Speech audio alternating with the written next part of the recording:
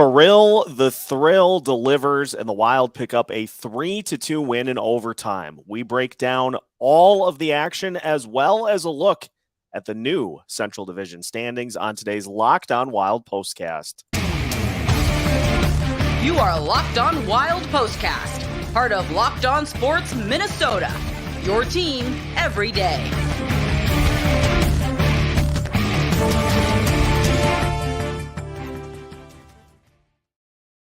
Minnesota Wild pick up a 3-2 win in overtime over the Columbus Blue Jackets, and today's Locked On Wild Postcast is officially underway. Seth Topal joined by Kevin Gorg.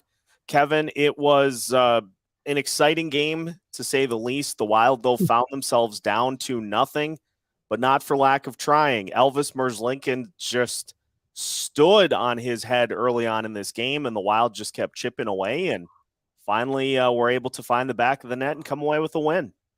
These games are nerve-wracking. I mean, if you're fully invested, which I know a lot of our fans are, and you know how valuable these points are in the standings, and you know what a grinder it's going to be, probably to the final week of the season, maybe to the final night of the season, you knew that these were two huge points that Minnesota probably had to have, and you're sitting there staring down a 2-0 deficit. The guy you're playing against in their net, Elvis, is absolutely on fire, and you don't know if the Wild are going to get it going and get the offense cranked up enough to get at least a point. And they come all the way back, and we see another historic night for Kirill Kaprizov as he scores all 3 goals. And just it was magic. I mean, it was a really live, juiced-up crowd, tons of kids on a Sunday matinee. The building had a flavor to it, and the Wild delivered, man. We keep talking about it, but I think we now are seeing what we saw most of last year with Kirill Kaprizov, Matt Zuccarello, and Ryan Hartman. That line dominated today. Yeah, they looked a lot like they did through most of last season, Seth. I think you make a really solid point, because when they were going last year, teams didn't have an answer. And even though every NHL coach, every group that comes in here has one job to shut Kirill and that line down, it's a lot easier said than done, because they seem to just stay to the task. And I just was listening to Dean Evison in his post-game presser, and he made a good point. He's like, there are a lot of superstars that can flash and make plays and have speed and puck skills, but it's rare to find a guy that delivers hits, that goes to the dirty areas, that, you know, makes it far more difficult because there's layers to his game. And so defending Kirill Kaprizov is a different animal, and it takes more than one person to do it because he's so elusive. And he showed today just exactly what he can do. He put that team and that line on his back. To be honest with you, I thought Zuccarello's game was okay. I thought Hartman's game was solid, but Kirill Kaprizov willed that line and this team to victory today. Kevin, Marc-Andre Fleury, outside of the 2 goals, and again, let's discuss what led to the 2 goals, was some costly turnovers behind the net that lead to chances right in front. And I don't care what type of goalie you are, the closer to the net a player gets that they're shooting, the tougher a save it is. Beyond those 2, he looked good again against this Columbus team and really kept the Wild in it. Yeah, I thought those 2 goals were complete breakdowns on the part of the Minnesota Wild. They'll clean that up. Columbus is a tricky team to play against because they can free roll right now. They've got skill. They can take chances, be aggressive on the forecheck. And you saw some of that play out. Minnesota made a couple of poor decisions with the puck. But I'm with you. Marc-Andre Fleury, for me, it's the eye test. I don't look at the numbers. When I watch a goaltender, I want to see him competing, making saves, controlling rebounds, looking confident. I think every goalie, from the average amateur out there to the very best, and Marc-Andre Fleury is going to be a Hall of Famer, when they lose confidence, the one constant I've always seen is they get further back in the net and they're dropping down early. And we did not see that from Fleury now in consecutive starts against Columbus. It looks like he's getting back to being on top of his game. We know where Philip Gustafsson is right now. It's another busy week ahead. It's another tough schedule ahead. You're playing a team in the Islanders on Tuesday that's getting their season going. So right now, if I'm Dean Evison, I feel pretty comfortable kind of going back and forth and letting these 2 guys compete a little bit, and then just see where the dust settles as we get a little later in the season. Kevin, let's talk about the penalty kill a little bit. And if I read the number correctly, I think Michael Russo had it at 25 for their last 25, which is just insane. And not only are we seeing this penalty kill really play its best of the season, we're seeing this team play a lot smarter too and take less penalties. You look at the game against Toronto and the lethal penalty or power play that the Maple Leafs have. Wild shut them down. They shut down the Blue Jackets. they're rolling as a penalty kill unit, but this team is also just taking far less penalties than it did earlier in the year. And let's not forget, a month ago, this penalty kill was really struggling, and they were taking 5, 6, 7 penalties a night. Even the first game out of the break out in Arizona, they took a bunch of penalties, and I still think that was a factor in allowing the Coyotes to come back and win that hockey game. And Dean Evison talked about it a little bit this morning before the game on what's changed, and he said the biggest factor is that they're all now buying into being on the Wild side of the puck. They're not risking or cheating and taking chances and putting themselves in a bad spot. That's when penalties happen, when you get hemmed in your zone or when you're in a situation where you're having to go back and from the other side of the puck defend. It's hard to defend without your stick when the guy's got the angle to the net on you, and they've done a really good job of shoring that up, and you're seeing that play out. Maybe 1 penalty here, 2 penalties another night.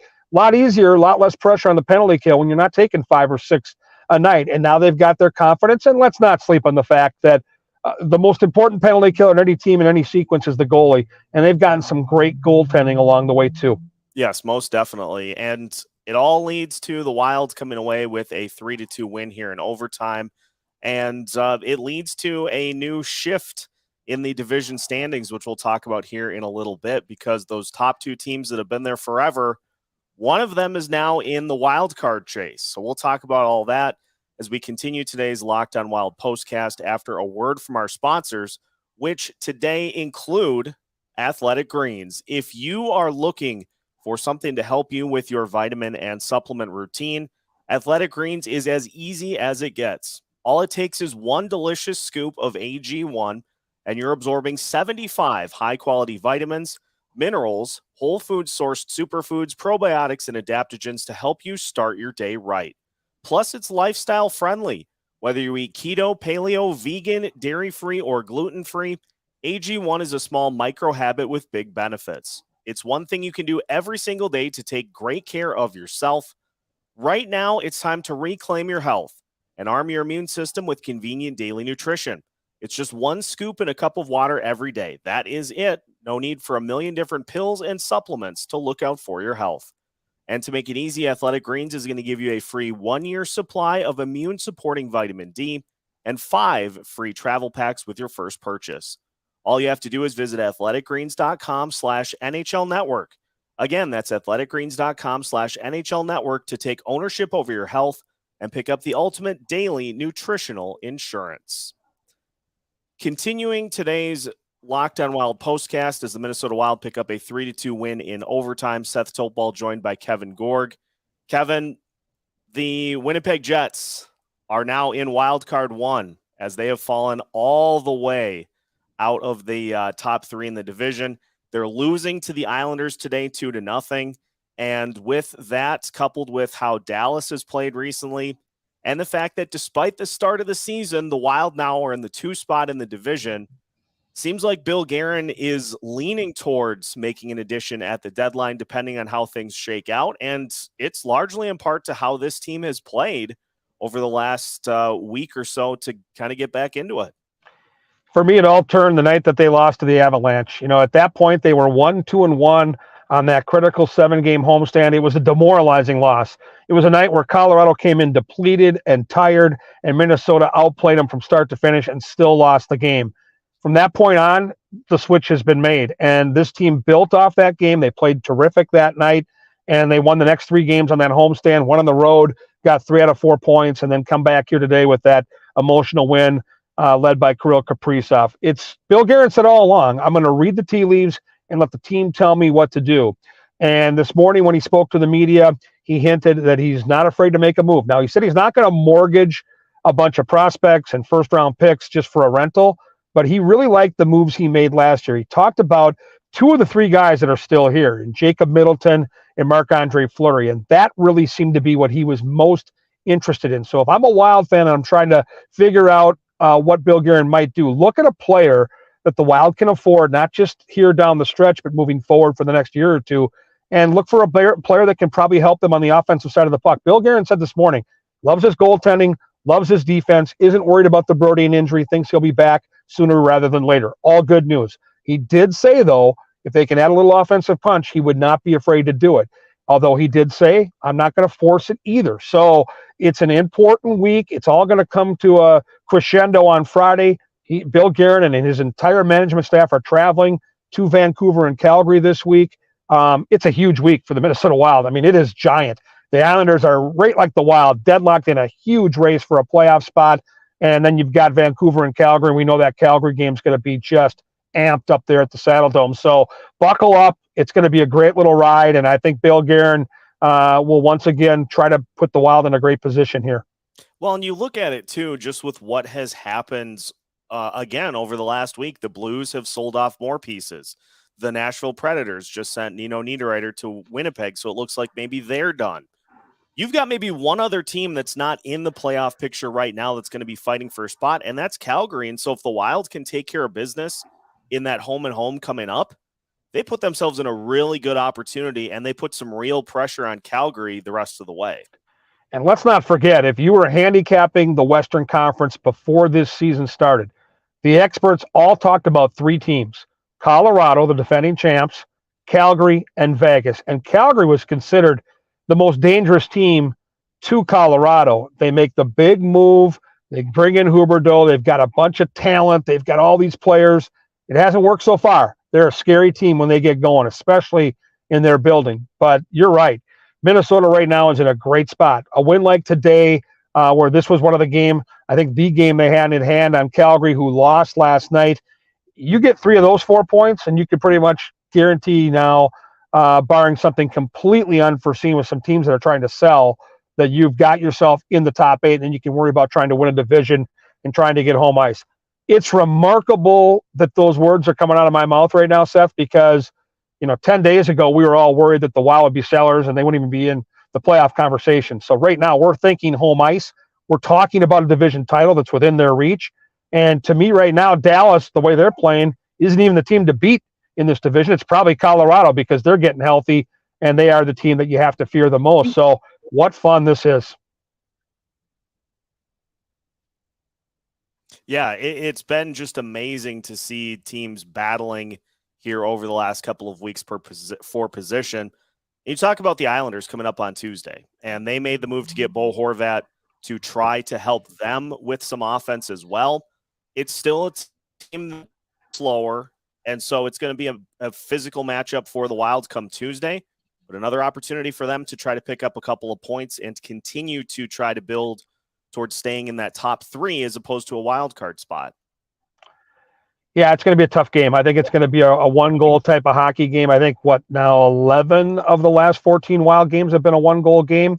Islanders have a bunch of guys with Minnesota connections. Cal Clutterbuck's been banged up, but you got Hudson Fasching, whose dad is a very good friend of mine. Of course, you got Zach Parise. We know all about Anders Lee and Brock Nelson. This team's going to come to St. Paul with a lot to play for. They're likely going to have some momentum because they're playing great hockey right now, and their goaltender is not talked about with the best goaltenders in the league, but he should be. Sorokin is an unbelievably talented goalie. So the Wild will have their hands full. Both teams will be motivated. It'll have a playoff feel to it. And I think Tuesday's game is going to be tremendous. And what an opportunity if you're the Wild to build off this big comeback win. And in probably a similar type of feeling game where you're going to have to probably battle at stages in a tough environment and beat a really good goalie who's probably going to make some big saves. So yeah, this was a good template for success. This last week and change, staying out of the penalty box and playing defense first is probably how you beat the Islanders. Kevin, final one before we call it a day. Any update on Jonas Brodin? I know it sounds as though he hasn't had a chance to skate yet, but I would imagine maybe a week or so before we start to see him back in games. Yeah, I think both Dean Evason and Bill Guerin this morning hinted that he likely goes on the road with Minnesota. To me, that was the best news of all because he's not going to play Tuesday most likely. But if you leave it open to him traveling, there's going to be a practice in between those two games, in between the Vancouver and Calgary game. And Dean Evason's always said skating on their own is the first step. The next step is getting them on the ice with the team. And then Bill Guerin, when he was asked about adding anything on the blue line, kind of said, hey, it's something he played through. It's been painful, but it's trending in the right direction. And we think he'll be back sooner rather than later. So I would say right now it's 50-50 he plays on that trip. But I think within the next, 6, 7, 8 days, he could be out there. And there is still a chance he plays up in Canada when we go on this road trip. So, yeah, it's great news. And what's really impressive right now for Minnesota is they haven't lost any positioning when he's been gone. They've actually been able to gain some position. And he is as good as it gets at defending the opposition's top players. So I wouldn't sleep on what they did, especially in Toronto without Brodin. And now you're seeing Kalen Addison get his game together and get his confidence back. So that depth to me, Seth, that they have right now on the blue line has certainly made a difference. Yeah, it absolutely has. And so it'll be fun to see how this team continues to fight towards the trade deadline on Friday. Going to be a crazy week, as it sounds like that Timo Meier deal just went through today. So, wow. Yeah, crazy week for a lot of teams out east, and the West still fighting out as well. So we'll keep an eye on everything. Listeners, thanks for tuning into today's Locked On Wild postcast. Kevin, as always, appreciate the time so much. We will see how things play out here for the Wilds over the next couple of days. We'll keep you up to date on Locked On Wild, so make sure you follow us on all of your favorite podcast platforms. We've got new episodes every Monday through Friday, so make sure you tune in to us, all part of the Locked On Sports Podcast Network.